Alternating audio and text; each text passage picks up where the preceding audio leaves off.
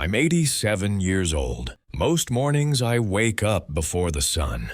Not because I want to, but because my body doesn't know how to sleep late anymore. The house is quiet in a way that feels permanent. And lately, there's one question that keeps coming back to me, whether I invite it or not. It didn't arrive with drama, no thunder, no sudden tears, just a question, asked in a small voice, that changed the way I see everything I've lived. At my age, you don't tell stories to impress anyone. You tell them because the weight gets heavier if you don't set it down somewhere. I'm not looking to be understood. I'm just trying to be honest before I run out of chances to be. I spend a lot of time sitting now, by the window, by the kitchen table, on the edge of the bed, while I tie my shoes slowly, carefully. Time stretches in strange ways when you're old. Days feel long. Years feel like they collapsed into a single breath. People assume old age comes with clarity, as if wisdom shows up automatically, like gray hair or stiff fingers. That hasn't been true for me. Most of what I understand now came late. Too late to fix much of it. When I was younger, I thought life would eventually slow down on its own, that there would be a point where everything important would make itself clear. I kept waiting for that moment. I didn't realize I was already living past it. In my 20s, I was busy in the way young people are busy. Work, plans, proving something I couldn't quite name. I wasn't unhappy. That's important to say. I wasn't miserable or lost. I thought I was doing what adults were supposed to do. I had a job that paid the bills. I showed up on time. I said yes when people needed me. I learned how to be dependable. People liked that about me. I liked that about myself. I told myself there would be time later. Time for conversations. Time for rest.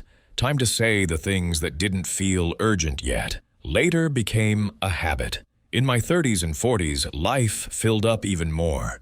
Responsibilities multiplied quietly. Not all at once. A little here, a little there. You don't notice the weight when it's added gradually. There were dinners I missed because I was tired. Calls I didn't return because I'd get to them tomorrow.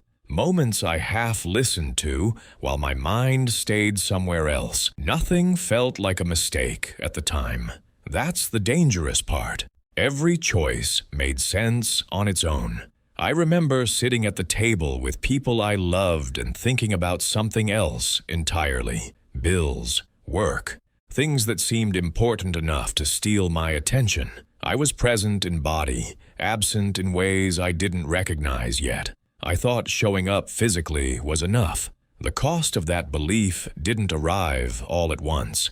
It arrived slowly. Quietly, in small absences that added up, a friendship that faded without an argument, a marriage that turned polite instead of warm, children who learned not to ask twice. No one slammed a door, no one shouted. We just adjusted to less of each other.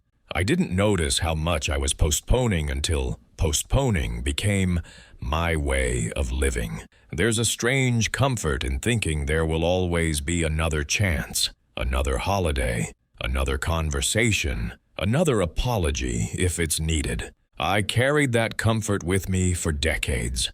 The question didn't come from a book or a sermon. It came one afternoon when I was already old, sitting beside a hospital bed, listening to a machine breathe for someone who could no longer do it well on their own.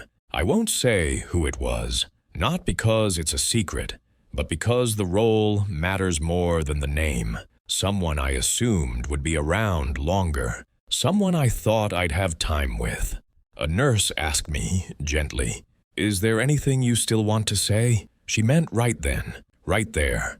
I opened my mouth and realized I didn't know where to begin. Everything I'd saved for later suddenly had nowhere to go. The question that stayed with me afterward wasn't hers, it was mine. Why did I think I had so much time?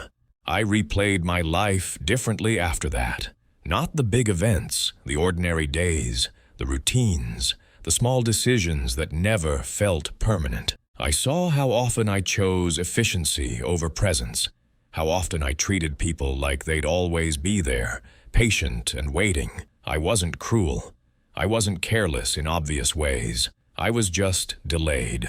Always delayed. And delay, it turns out, can take just as much from you as outright neglect. There are things now that can't be fixed. Relationships that ended without closure. Words that stayed inside me until the people they belonged to were gone.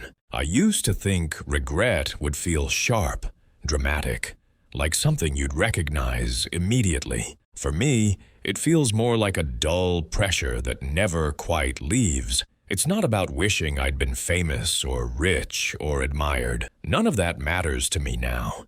It's about wishing I'd been there more fully while I was there. I'm surprised by how little I'm remembered. Not in a bitter way, just a factual one. People move on. They should. I did too, back when I had the luxury of distraction. Loneliness in old age isn't always about being alone. It's about realizing how thin some of your connections became without you noticing. I don't tell this story to warn anyone. Warnings assume control. I didn't feel warned when I was younger. I felt busy. I just want to tell you what I wish I'd understood sooner. Time doesn't announce itself when it's slipping away. It looks ordinary. It sounds like routine. It feels like tomorrow will handle what today avoids. The question I live with now is simple, and it's uncomfortable. If today were the last ordinary day, would I be satisfied with how I spent it? I never asked myself that when it mattered. If you're listening to this and you're younger than me, that doesn't make you safe. It just means your delays are still invisible. You don't have to change your life. I wouldn't know how to tell you to do that anyway. Just notice where you're assuming later will always show up. Some things don't break loudly. They wear thin. I have moments of peace now. I'm grateful for the life I had, even with its gaps. Gratitude and sorrow can exist together. I've learned that. My days are quieter, slower. I watch light move across the floor. I remember voices that don't come through the door anymore. The question hasn't gone away. It probably won't, but it keeps me honest. I don't have much time left. I know that. I'm not afraid of it the way I once thought I would be. I just wish I'd been braver earlier, in smaller ways. If this meant something to you, hold on to it gently. Not as a lesson, just as a reminder that ordinary moments are doing more work than you think. I'm 87 years old. This is what I see now, and I wanted someone to hear it while I still could.